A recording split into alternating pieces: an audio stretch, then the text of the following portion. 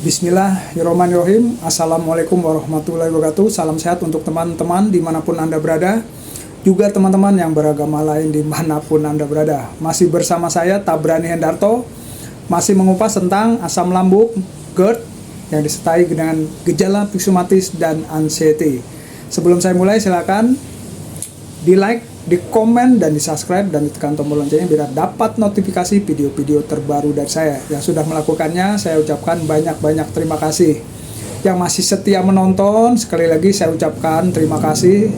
Saya tidak bisa sebutkan satu persatu. Sekali lagi terima kasih yang masih setia menonton channel saya. Alhamdulillah, saya ucapkan banyak-banyak terima kasih. Oke, sebelum tidak panjang lebar, saya akan membahas tentang kekambuhan dan solusinya. Nah, itu kekambuhan.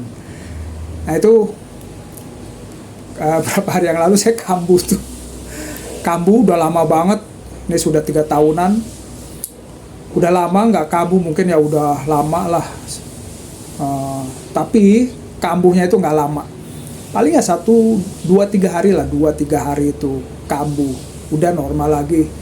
Dalam arti normal ya aktivitas biasa aja, bisa kemana aja, kerja ya bisa, cuma lebih geraknya dikurangi aja, seperti itu. Kenapa sih bisa kambuh lagi? Ya udah, satu hal, jorok. 3 pola sehatnya sudah jorok. Misalnya pola makannya, saya sudah makan apa aja ya kan, ya pedes, sedikit makan pedes, lemak-lemakan, nah itu udah mulai jorok. Biarpun nggak terlalu banyak, tapi mungkin bagi saya porsinya sudah berlebihan, makanya sudah mulai jorok.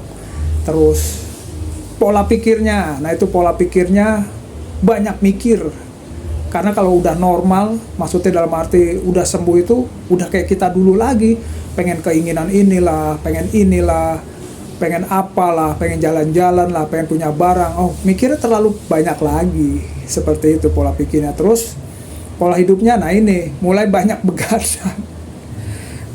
begadang, yang harusnya dulu disiplin di bawah jam 10, sekarang sering di atas jam 12 malam. Nah itu tuh,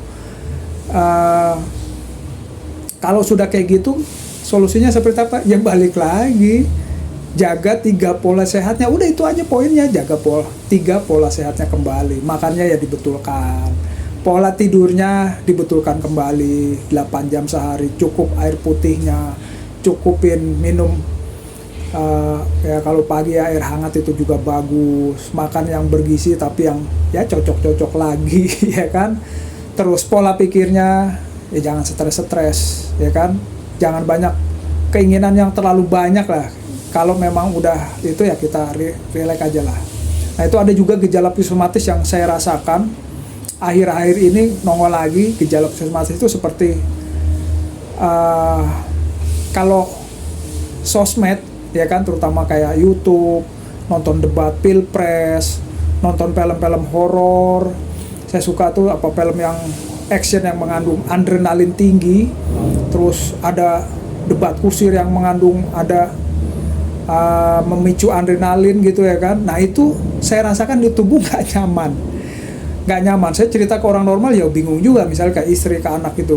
Hanya orang kayak kita yang tahu rasanya gejala psikosomatis itu. Rasanya tuh ya kayak di tubuh tuh, perumpamaan itu harusnya kalau marah orang normal tuh nilainya 1, kalau kita tuh bisa mungkin 10 rasanya gitu.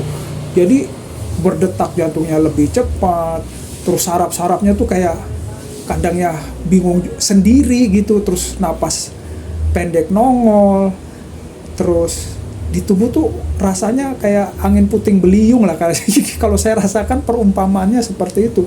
Kayaknya di tubuh itu saraf-saraf tuh terlalu kencang gitu, perjalanannya saraf itu harusnya santai, dia bisa begini-begini gitu. Kalau saya perumpamaan yang saya rasakan seperti itu, nggak tahu ya kalau kawan-kawan. Nah itu gejala psikosomatis yang saya rasakan. Nah itu solusinya seperti apa? Kalau gejala psikosomatis itu ya sudah, hindari tontonan yang mengandung adrenalin, laksanakan hobi yang menyenangkan. Misalnya kalau hobinya nonton film, jangan film lah ya, misalnya kayak saya suka tuh tontonan yang lucu-lucu, itu menghibur malah bikin rileks. Terus sesudah sholat itu saya selalu berdoa, beristighfar, ya kan, zikir. Nah itu saya lakukan itu tuh kalau sesudah sholat 5 waktu, sholawat, zikir. Nah itu bikin tenang. Terus tontonan yang lucu-lucu, laksanakan hobi sesudah itu. Nah udah jalan. Kalau nonton lagi kayak gitu, datang lagi kalau menurut saya. Jadi selain menjaga 3 pola sehatnya dan melaksanakan hobi, nggak perlu nonton yang adrenalin gitu, ya beradaptasi dengan keadaan kita. Oh iya, beradaptasi. Oh jadi kita udah tahu kok kondisi badan kita tuh seperti apa, pikiran kita seperti apa, ya kan.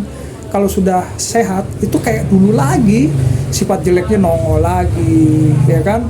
Keinginannya macem-macem, pengen kesana, pengen ini, pengen itu, seperti karena udah normal, jalan-jalan lah, nongkrong sama temen lah, seperti itu. Jadi kita harus mawas diri, tahu keadaan kita, ya sudah, lebih baik agak mengerem. Yang penting tetap jaga 3 pola sehatnya, ya kan. Sekali lagi jaga 3 pola sehatnya, dan tontonan yang bikin toksik di otak kita, pikiran kita tinggalkan aja. Laksana hobi yang menyenangkan. Kalau saya terus nonton, kalau saya sukanya Lapor Pak, itu suka itu potongan-potongan Lapor Pak itu bikin ketawa ngakak saya itu. Pokoknya yang lucu-lucu malah bikin menyenangkan, dan sholat mendekatkan kepada Allah Subhanahu wa Ta'ala, seperti itu. Oke kawan, jaga 3 pola sehatnya, laksana hobi yang menyenangkan, solusinya itu. Oke, tetap semangat. Saya tidak berpanjang lebar, selalu bersyukur, beristighfar, bersyukur dan berdoa. Kalian akan lebih baik setiap harinya, ya kan. Insya Allah pelan tapi pasti menemui kesembuhan, sehat kembali. Amin amin ya robbal alamin. Salam sehat, tetap optimis, ya kan. Kalian pasti sembuh. Oke? Wassalamualaikum warahmatullahi wabarakatuh.